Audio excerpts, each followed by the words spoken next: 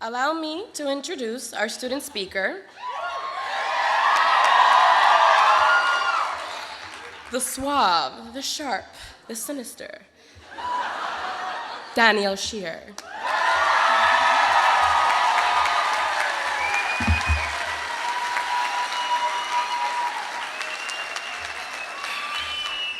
Hey guys, this is really special. You guys look great. You know, we got great weather today. I encourage you to go to the gallery and look at some of the students' work. It's really impressive. Those who haven't gone yet, I know you guys have seen everything already. But just go again, okay? It's good. You know, it's an honor to be here. I want to thank my parents, my mother, my father, my sister Amy, my grandmother Emily. Hi.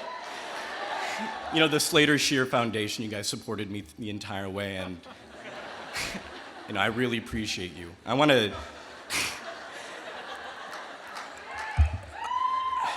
to dedicate this speech in memory of my late grandfather who passed away in December, Milton David Scheer. He never respected authority, and he was always skeptical and independent, and he taught me to do those things. All right, commencement is a time to celebrate students. Today we are here to celebrate our accomplishments. We graduated, we worked hard, and we earned these diplomas. But commencement is also a time to celebrate Hampshire College as an institution for higher learning. Every year, 18-year-olds matriculate into Hampshire, and the college begins its process of transforming these scared, wide-eyed brats into students. Today, we are supposed to celebrate Hampshire. We are supposed to celebrate this school's mission and the people who operate it. But I have a love-hate relationship with Hampshire. I love the divisional system and the work I produced. I love the brilliant faculty who supported me.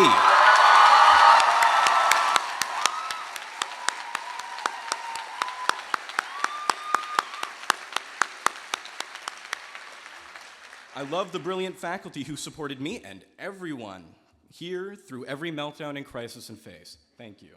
Faith. I love the staff who worked behind the scenes to make this priceless and unique education work smoothly. Round of applause for the staff. Yeah.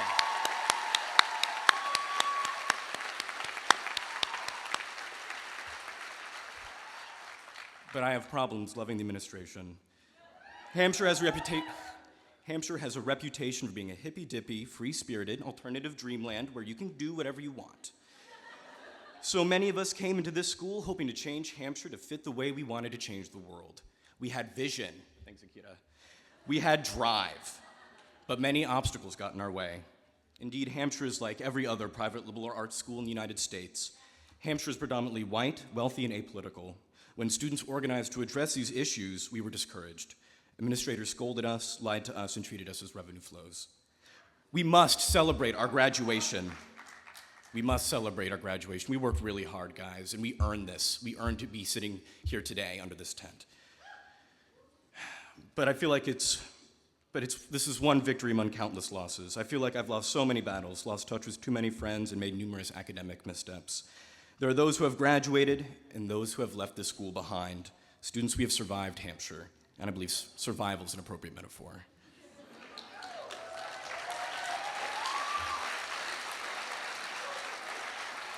Sometimes I wonder how I made it.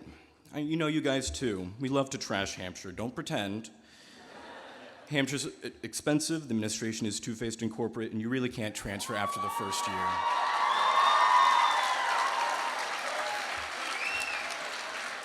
And so, for the past 3 years, I've been trying to figure out why I stuck it out. Staff cuts, budget cuts, administrators threatening student activists with disciplinary action, half-hearted promises to end institutionalized racism, the designer drugs, and endless red tape. This is not how I want to remember Hampshire, but this is a Hampshire that we experienced together. We came here to shape Hampshire in the way we wanted to shape the world, but we were limited in our capacity to change the school. That is why after I've survived this gauntlet, and we have survived this gauntlet, I'm left with feelings of sadness, resignation, and anger. The administration is two-faced. Students have known for years that Hampshire, like most US institutions, is a hotbed of institutionalized racism.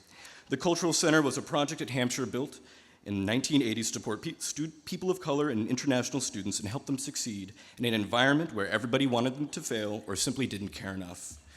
After months of student pressures during a campaign called Action Awareness Week, administrators negotiated, woo! Yeah, good job.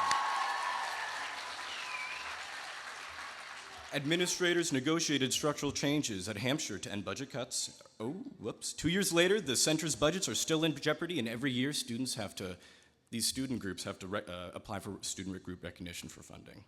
The administration is also corporate. 20 years ago, Hampshire College was the first to divest from apartheid South Africa.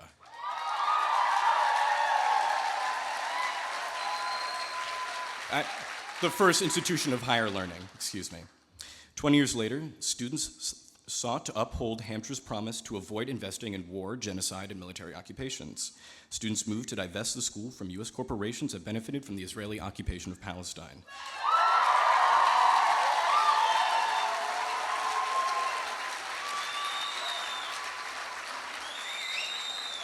Students campaigned for 2 years to hold Hampshire accountable to our responsible investment policy. They held film screenings, distributed original literature, and put up cool actions.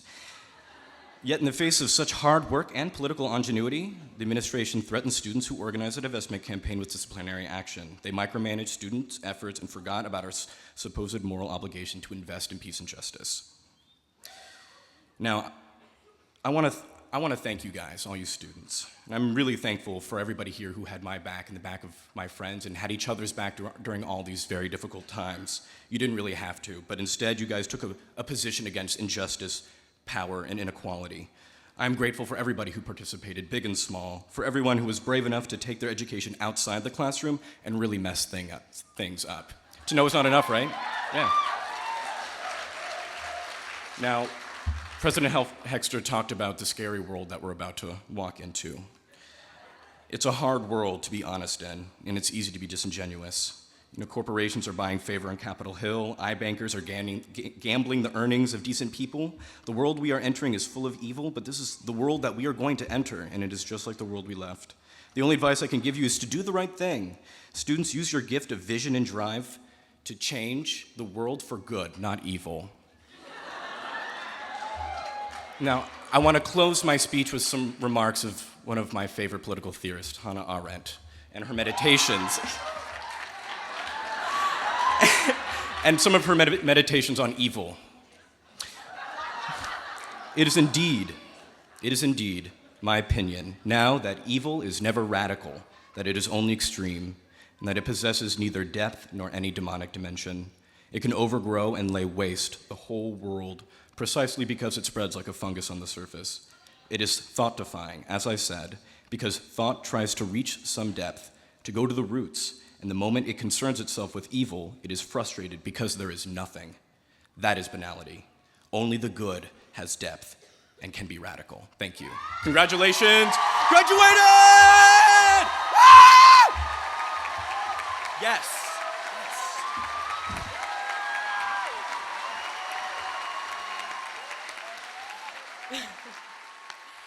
Thank you, Danny.